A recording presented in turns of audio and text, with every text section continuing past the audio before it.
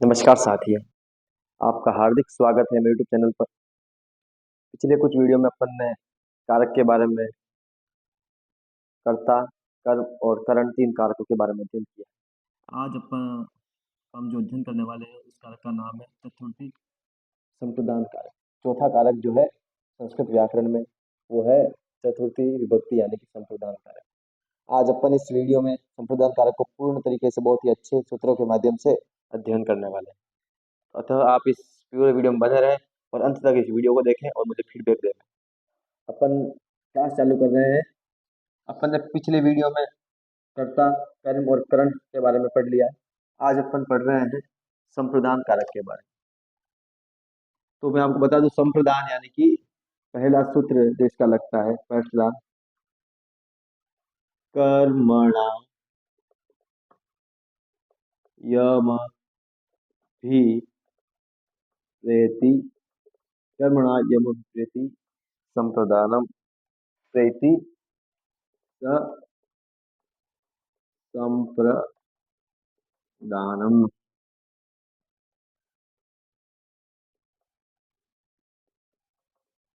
दोस्तों, ये सूत्र कहता है कि दान कार्य इसको विपरीत यानी कि कर्म कर्म जिसके द्वारा किसी को कुछ दिया जाता है, संप्रदान यानी कि अपनी तरफ से किसी को कुछ दान दिया जाता है, तो उसमें कर्मणा यम विप्रेति, कार्य करते हुए, जिसको विपरीत करते हुए किसी को दान दिया जाता है, किसी को कोई चीज प्रदान की जाती है, तो उसमें चतुर्थी विभक्ति संप्रदान की संज्ञा होती है और उसमें चतुर्थी विभक्ति का प्रयोग होता है। विभक्ति सूत्र क्या है? विभक्ति का सूत्र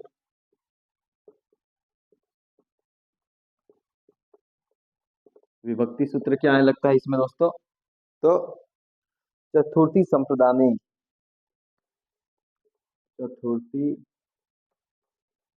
संप्रदाने, इस सूत्र से जब किसी को कोई चीज प्रदान की जाती है, तो जिसको प्रदान की जाती है, जो प्रदान करता है वो तो करता हो गया, लेकिन जिसको संज्ञा दी गई है संप्रदान की, जिसको प्रदान किया जा रहा है, उसमें चतुर्थी संप्रदाने नामक सूत्र से चतुर्थी विभक्ति का प्रयोग होता है दोस्तों। जैसे कि एक सूत्र है दान कार्य के द्वारा, है ना, कर्मणा यम विप्रेति, दान कार्य के द्वारा जिसको संतुष्ट किया जाता है, जिसको प्रसन्न किया जाता है, उसमें चतुर्थी विभक्ति प्रयुक्त होती है। सूत्र कौन सा है? चतुर्थी संप्रदान विभक्ति सूत्र है और संज्ञा सूत्र कर्मणा यम विप्रेति स संप्रदानम, ये संप्रदान संज्ञा का सूत्र है। जैसे अपन एक उदाहरण लेंगे दोस्तों, एक उदाहरण,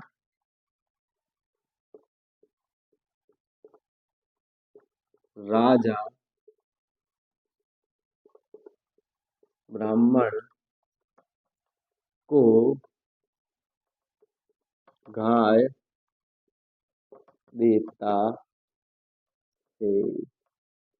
ये दोस्तों मैंने एक वाक्य लिखा है, राजा ब्राह्मण को गाय दे। आप अच्छे तरीके से समझे कि राजा ब्राह्मण को गाय दे रहा, तो यहाँ पर चतुर्थी कहाँ लगेगी? राजा में लगेगी या ब्राह्मण में लगेगी या गाय में लगेगी, कहाँ लगेगी? तो मैं आपको बता रहा हूँ कि राजा, राजा है नृपः, नृपः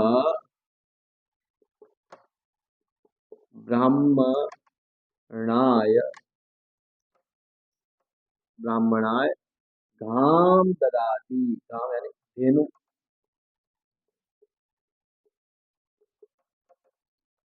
ददाति, ये वाक्य बना दो, घाम ददातिया धेनु ददाति। दोस्तों, नृपः करता है, क्योंकि ये दे रहा है तो करता हो गया, तो इसमें प्रथमा विभक्ति लगेगी, कर, करता, प्रथमा विभक्ति। ब्राह्मणा, किसमें? ब्राह्मण किसको दे रहा है? क्योंकि प्रसन्न कौन हो रहा है दान लेकर के? ब्राह्मण प्रसन्न हो रहा है, इसलिए यहाँ पर लगेगी चतुर्थी विभक्ति। दोस्तों क्या लगेगी? चतुर्थी विभक्ति, और यहाँ पर द्वितीय विभक्ति, क्योंकि ये कर्म है, क्यों गाय को दे रहा है ना, राजा ब्राह्मण को गाय दे रहा है, यानी कि राजा ब्राह्मण को गाय को दे रहा है, गाय को दे रहा है, तो यहाँ पर द्वितीय विभक्ति देता है। अब आपको एक चीज नोट करनी है कि यदि, नोट इंपॉर्टेंट, यहाँ पर क्वेश्चन बनता है इससे इंपॉर्टेंट, यदि दो भी धोबी को, है ना। यदि धोबी यानी कि रजक, संस्कृत में क्या बोलते हैं, रजक शब्द आया है वाक्य में तो वहां चतुर्थी यानी कि धोबी को चतुर्थी का प्रयोग न होकर न होकर षष्ठी विभक्ति का प्रयोग होता है। षष्ठी विभक्ति का प्रयोग होगा। दोस्तों आप समझने का प्रयास करें। नोट, यदि धोबी को कोई अपन चीज दे, जैसे कि अपन धोबी को वस्त्र देते हैं, चूंकि कारण क्या है षष्ठी विभक्ति का प्रयोग होने का, चूंकि वो कपड़े अपन वापस लेंगे, धोबी को दी हुई चीज अपन वापस ले रहे हैं, इसलिए धोबी शब्द या रजक शब्द का जिस वाक्य में प्रयोग हो गया वहां पर चतुर्थी विभक्ति का प्रयोग नहीं आया, क्योंकि उससे वो प्रसन्न नहीं हो रहा, क्योंकि वो उसका व्यवसाय है। धोबी का व्यवसाय कपड़े लेकर के वापस देना है, तो धोना धो करके देना है, इसलिए वहां पर षष्ठी विभक्ति का प्रयोग होगा, न कि चतुर्थी विभक्ति का, जो कि संप्रदान, क्योंकि जैसे वाक्य आ गया एक, नृपः नृपः या फिर राजा, राजा एक क्वेश्चन आया हुआ है, राजा रजकस्य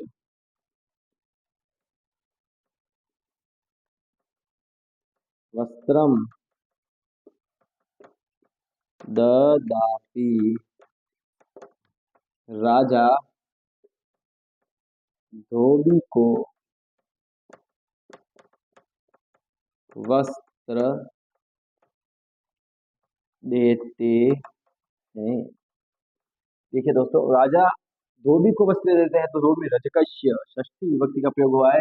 यहाँ पर अगर रजकाय होगा, रजकाय, तो ये गलत होगा, रजकाय गलत होकर के रजकस्य सही सही है, क्योंकि रजक जो होता है धोबी, वो कपड़े धो करके वापस दे देता है। तो राजा धोबी को वस्त्र देता है, तो उसमें षष्ठी विभक्ति प्रयुक्त होगी, ना कि चतुर्थी विभक्ति, ये थोड़ा सा आप ध्यान रखें।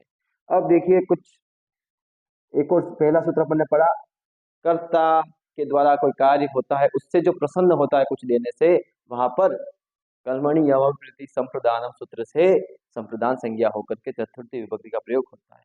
उसके उदाहरण अपन ने देखे, राजा ब्राह्मण को गाय देता है, जैसे माता भिक्षुक को भिक्षा देती है, राजा माता भिक्षुकाय भिक्षाम ददाती, उसमें भी चतुर्थी लगेगी। अब आगे सूत्र आया है, उसको आप ध्यान से देखें। मित्रों आपको मैं बहुत ही सरल तरीके से संस्कृत व्याकरण का अध्ययन करवा रहा हूँ, जो कि आपको प्रत्येक संस्कृत शिक्षा से संबंधित जितनी भी भर्तियां, first grade, second grade, third grade, first level, second level, REET, जो भी एग्जाम है, सभी में आपको ये काम आने वाला है। तो आप मेरे इस यूट्यूब चैनल को सब्सक्राइब करें जरूर। दूसरा सूत्र है, क्रियया यमभिप्रेति, क्रियया यमभिप्रेति सोपि संप्रदानम, सोपि संप्रदानम,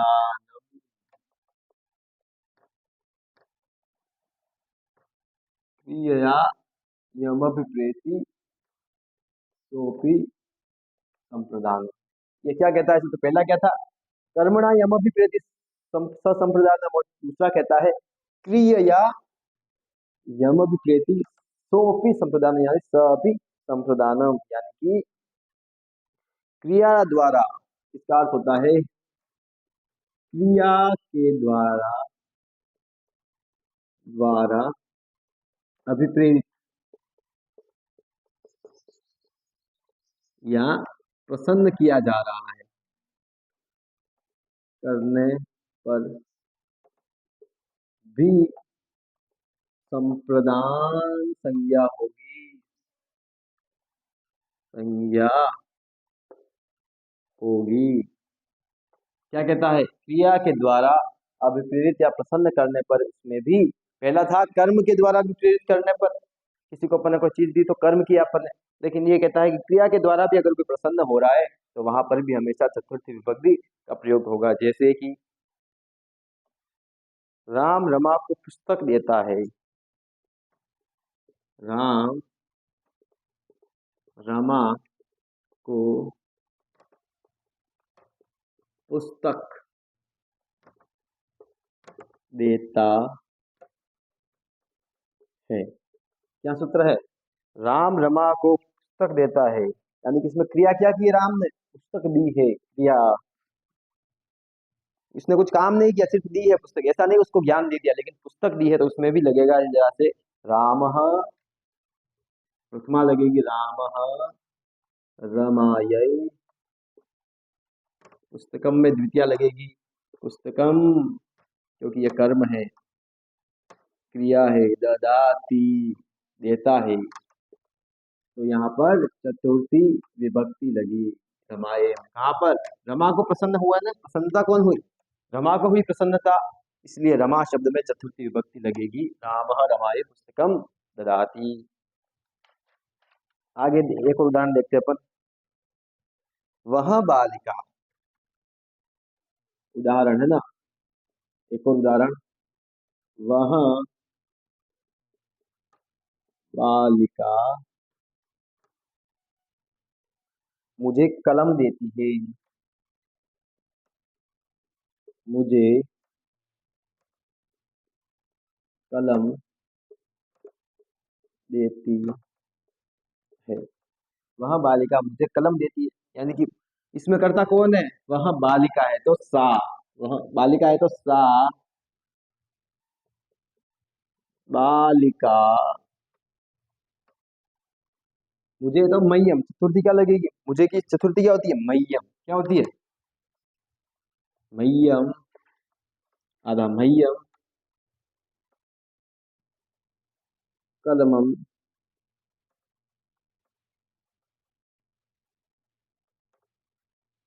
ददाती, सा बालिका मह्यम कलमम ददाती, क्या देती है? कलम में। मह्यम चतुर्थी एक वचन, मह्यम क्या है? मह्यम शब्द ये चतुर्थी एक वचन है, जो कि हम आम वयम मह्यम, चतुर्थी एक वचन, चतुर्थी विभक्ति एक वचन है। तो सा बालिका मह्यम, मुझे, क्योंकि प्रसन्न मैं हुआ हूं तो यहाँ पर मह्यम चतुर्थी विभक्ति का प्रयोग हुआ है। तो दो सूत्र अपन ने पढ़े। कर्मणा यम भी प्रेति सौपि संप्रदातम, कर्म के द्वारा किसी को प्रसन्न किया जा रहा है तो वहां पर भी संप्रदान संज्ञा होकर के चतुर्थी विभक्ति प्रयुक्त होगी। क्रिया या यम अभिप्रेति सोपि संप्रदानम, क्रिया के द्वारा भी अगर किसी को अभिप्रेरित या प्रसन्न किया जाता है उसमें भी चतुर्थी विभक्ति प्रयुक्त होगी। आगे अपन देखते हैं, बहुत ही खास उत्तर आ रहा है अब आपके सामने, जिससे कि हर बार लगभग रीट के एग्जाम में या first grade, third grade, second grade सभी में क्वेश्चन आता ही आता है। रुच्यर्था नाम प्रियमाण, तीसरा सूत्र क्या कहता है? रुच्यर्थानाम, रुच्यर्थानाम प्रियमाण, ये सूत्र क्या कहता है? रुच धातु, रुच धातु क्या है? रुच धातु के अर्थ में प्रसन्न, पसंदित व्यक्ति, पसंदित व्यक्ति में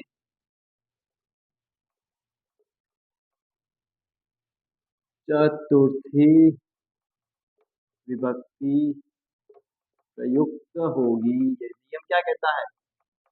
कि रुचि के अर्थ में, जिसमें हमारी रुचि है, रुचि के अर्थ में हमेशा चतुर्थी विभक्ति, किसके अर्थ में? रुचि, अपना इंटरेस्ट, रुचि के अर्थ में, रुचि धातु यानी रुचि के अर्थ में चतुर्थी विभक्ति प्रयुक्त होगी। रुचि का अर्थ का तात्पर्य हो गया दोस्तों, जैसे कि मह्यम मोदकम रोचते, मोदकाय रोचते, यानी कि जब रुचि, जिसमें किसी को लड्डू पसंद है तो मह्यम मौलिकम रोच इसे। तो जहां पर रुचि आती है वहां पर भी चतुर्थी विभक्ति का प्रयोग होता है। उसके बाद चौथा सूत्र है इसका, बहुत ही इंपॉर्टेंट। नमः स्वस्ति स्वधा फलम स्वधा लम वषट लम वषट योगांच योगांच। ये सूत्र क्या कहता है, ध्यान से देखिए, बहुत ही कि नमः, इसमें क्या क्या आ रहा है, नमः स्वस्ति स्वधा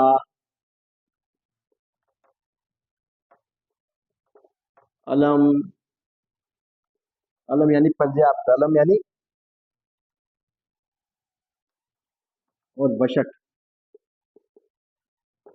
इन सभी क्रियाओं में चतुर्थी विभक्ति प्रयुक्त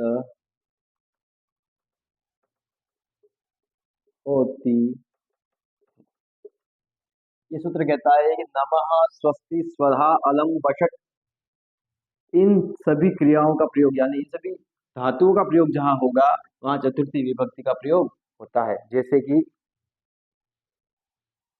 एक कुछ उदाहरण, जैसे कि गणेशाय, गणेशाय नमः, आया ना, गणेशाय चतुर्थी हो गया उदाहरण। जैसे इंद्राय स्वस्ति, इंद्राय स्वस्ति। जैसे कि अग्नये स्वाहा,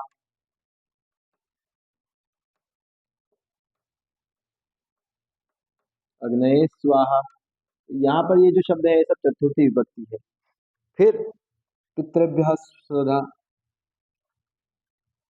पितृभ्यः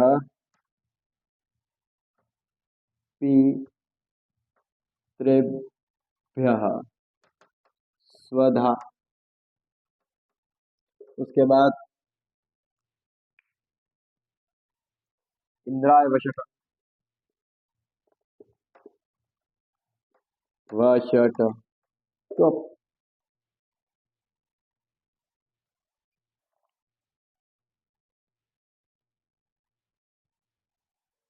जैसे सरस्वत्यै नमः, इम्पोर्टेंट, देव्यै नमः,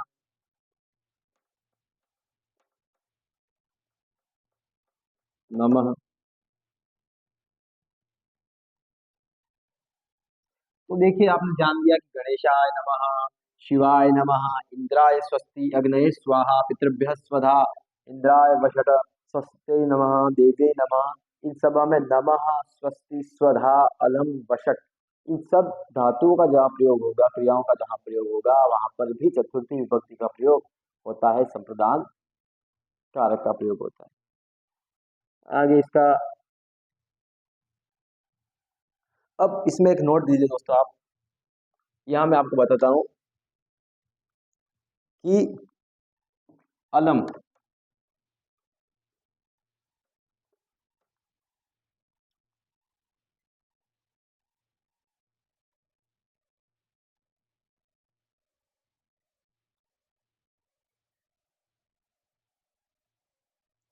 अलम यानी पर्याप्त।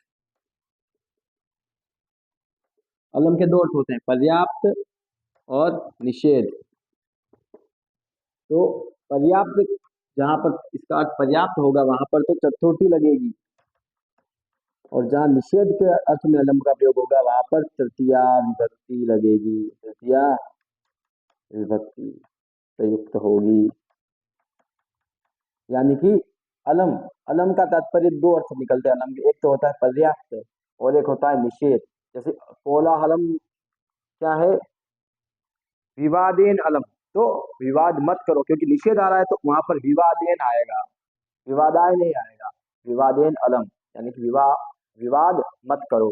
और अगर पर्याप्त होगा तो पर्याप्त में हमेशा चतुर्थी विभक्ति लगती है। अब एक और नोट आप ध्यान दीजिए, यही बता रहा हूं मैं नोट। यदि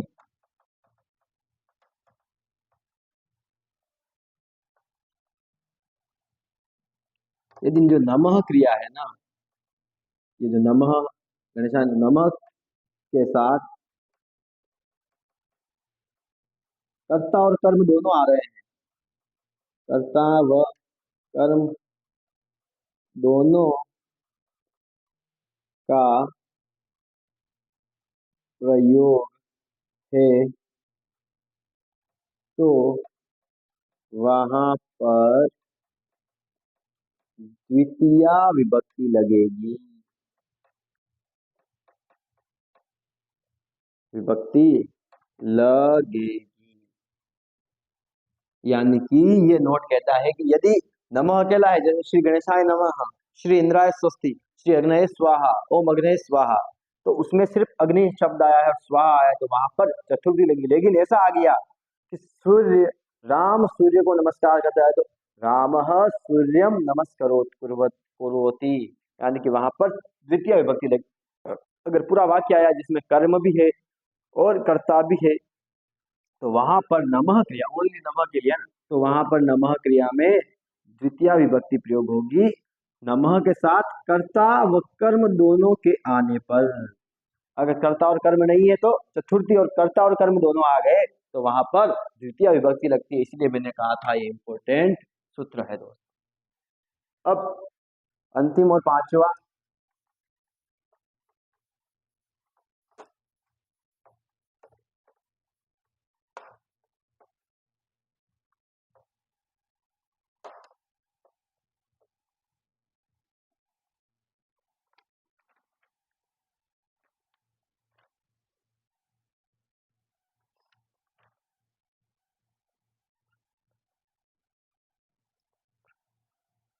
पांचवा सूत्र है इस रहे रिप्सितः,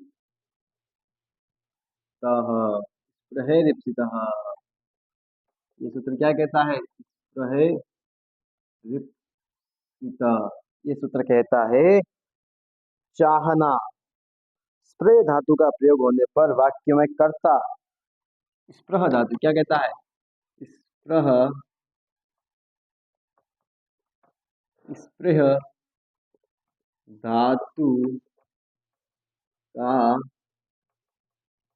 प्रयोग होने पर कर्ता जिसे चाहता, स्प्रह यानी चाहना, जिसे चाहता है उसमें, यानी कि वो रुचि वाला ही है ना, उसमें चतुर्थी विभक्ति का प्रयोग होगा। किसका प्रयोग होगा, चतुर्थी विभक्ति का। जैसे सीता पुष्पों को चाहती है, उदाहरण क्या है इसका, एक उदाहरण से समझ लें आप। सीता पुष्पों को चाहती है, वाक्य आ गया सीता पुष्पों को चाहती है। इसका अपन बनेगा सीता पुष्पेभ्य, पुष्प बहुवचन है, सीता कर्ता, इसका पसंदीद क्या है, पुष्प, पुष्पेभ्य, पुष्पेभ्य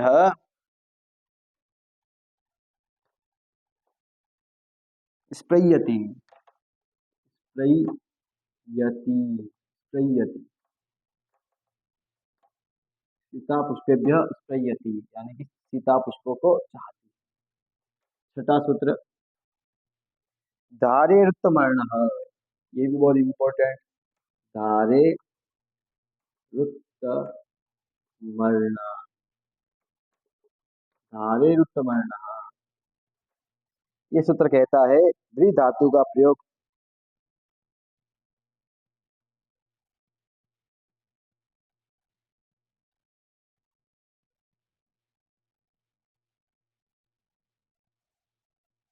द्विधातु का प्रयोग होने पर, द्विधातु, द्वि यानी धारण या का प्रयोग होने पर,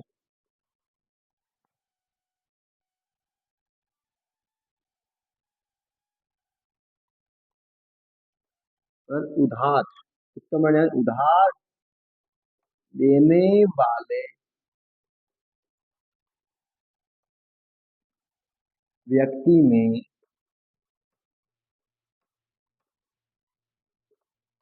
चतुर्थी विभक्ति का प्रयोग होगा। द्रि यानी धारण करना, धारण, उधार, उत्तम यानी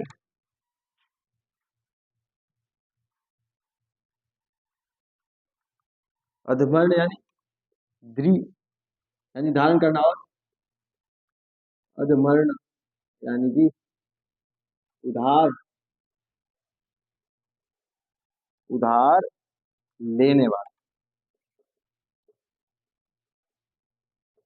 तो जो व्यक्ति उधार देता है ना, जो व्यक्ति उधार देता है उसमें चतुर्थी विभक्ति का प्रयोग होगा। देने वाले में, देने वाले में, लेना वाला तो ले रहा है, लेकिन जो दे रहा है उसमें हमेशा चतुर्थी विभक्ति का प्रयोग होगा। उधार देने वाले में, जैसे कि मैं उधार दे रहा हूँ, तो मेरा जो शब्द आएगा मेरा, उसमें चतुर्थी विभक्ति लगेगी। जैसे कि वह बालक, उदाहरण, वह बालक मुझसे 100 रुपए लेता है। कितने रुपए लेता है? 100 रुपए लेता है, मुझसे ले रहा है।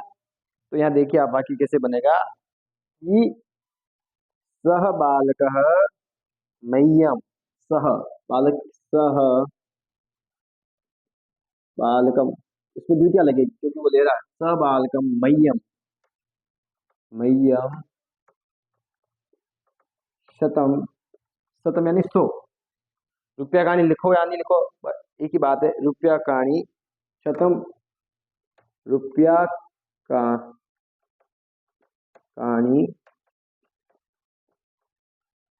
सबालक मह्यम शतम रुपया कहानी धार धारयति, धारण कर रहा है, दिख जाती है धारयति।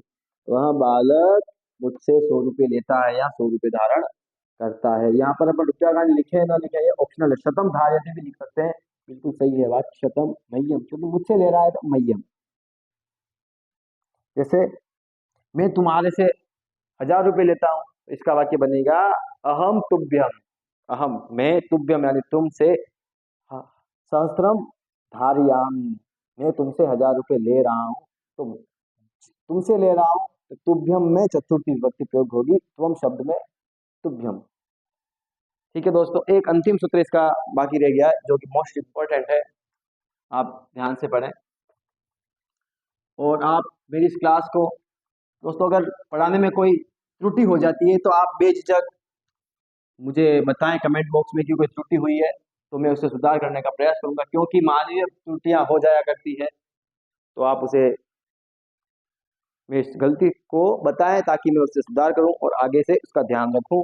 और आप मेरी इस वीडियो क्लास को पूरा जरूर देखें। एक लास्ट सूत्र है इसका, सातवां, मोस्ट इम्पोर्टेंट।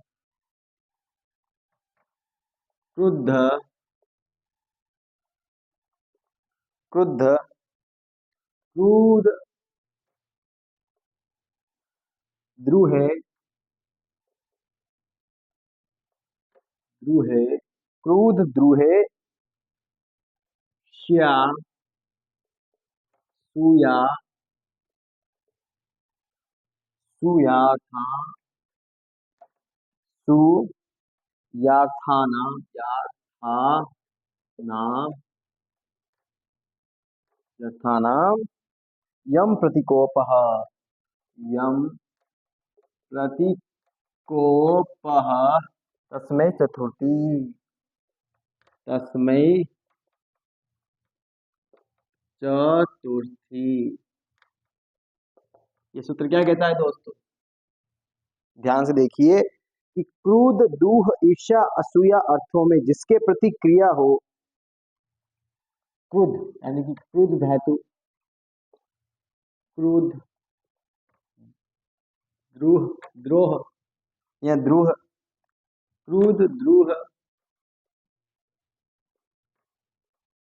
ईर्ष्या, असूया,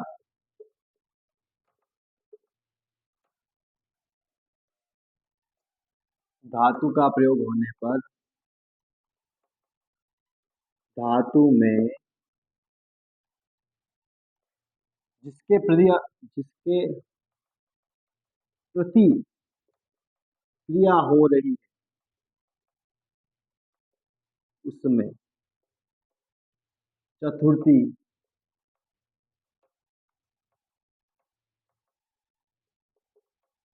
प्रयोग होगी। यानी कि जैसे क्रोध, क्रोध का मतलब हो गया क्रोध, जिसके लिए क्रोध, जिसके लिए वो जो क्रोध कर रहा है उस पे नहीं, जिसके लिए क्रोध उत्पन्न हुआ है उसमें द्रोह, जिसके लिए द्रोह है, जिसके प्रति ईर्ष्या है, जिसके पहले असूया है, तो जिसके प्रति है ना उसमें हमेशा चतुर्थी विभक्ति लगेगी। जैसे कि एक उदाहरण देता हूं मैं आपको, पुत्र पिता पर क्रोध करता है, एक उदाहरण है।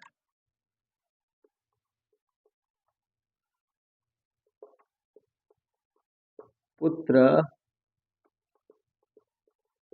पिता पर क्रोध करता है। पुत्र पिता पर क्रोध करता है, इस वाक्य को आप समझे दोस्तों कि पुत्र पुत्र पित्रे पित्रे क्रुध्यति, पित्रे क्रुध्यति, क्रुध्यति। आप समझे कि जो पितृ शब्द जो आया है, पितृ शब्द, उसकी चतुर्थी एकवचन होता है पितृ। पुत्र किस पर कर रहा है क्रोध? पितृ, पिता पर। जिस पर क्रोध किया जाता है, जिस पर ये क्रिया की जाती है, क्रुद्ध, दूह, ईर्ष्या, असूया, उनमें चतुर्थी, तो यहाँ पर चतुर्थी विभक्ति प्रयोग हुई। जैसे एक और उदाहरण,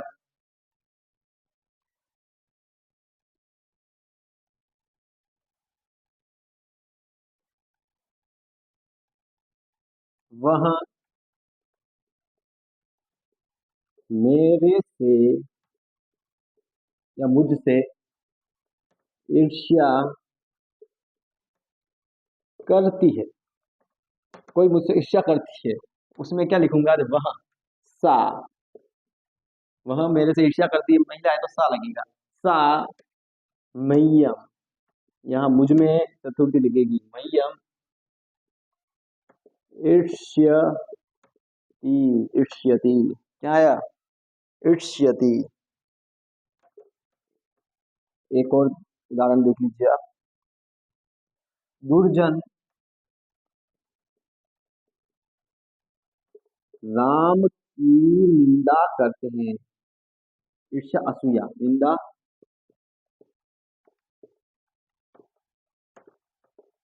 करते हैं। दुर्जन किसकी निंदा करते हैं? दुष्ट लोग राम की निंदा करते हैं। तो दुर्जना बहुवचन है ना, करते हैं, तो दुर्जना, दुर्जना रामाय, राम रामो राम, रामम रामो राम, रामेण रामाय रामे, रामाय चतुर्थी है ना, तो रामाय,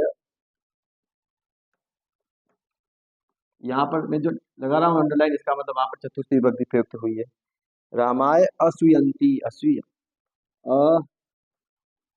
असूयंती, तो दुर्जन राम की निंदा करते हैं, जिसके प्रति क्रिया की जा रही है, जैसे कि राम के प्रति निंदा की जा रही है, मेरे प्रति ईर्ष्या की जा रही है, पुत्र का पिता के प्रति क्रोध है, तो क्रोध, द्रोह, द्रोह भी होता है द्रुयति, वह मेरे से द्रोह करता है, विद्रोह द्रोह एक ही बात है ना। तो क्रुद्ध द्रुहे सुयार्थानाम यम प्रतिकोप, पर प्रतिकोप हो रहा है, जिसके प्रतिक्रिया हो रही है, उसमें चतुर्थी विभक्ति एकवचन या चतुर्थी विभक्ति जो भी एकवचन, द्विवचन, बहुवचन का प्रयोग होगा। तो आज मैंने आपको 7 सूत्रों के माध्यम से बहुत ही सरल और स्पष्ट तरीके से जो है चतुर्थी विभक्ति संप्रदान कारक का अध्ययन करवा दिया। अगर आपको इसमें कोई दिक्कत आती है या मेरे बोलने में आपको त्रुटि होगी तो आप उसका फीडबैक मुझे कमेंट बॉक्स पे देवे, ताकि मैं उसमें सुधार कर सकूं। और अगर आपको मेरी क्लासें अच्छी लग रही है तो मेरे यूट्यूब चैनल को सब्सक्राइब करें और अपने दोस्तों के साथ शेयर करें। ऑल द बेस्ट और योर आप सभी के रीट के एग्जाम के लिए बहुत बहुत बधाइयाँ। Thank you.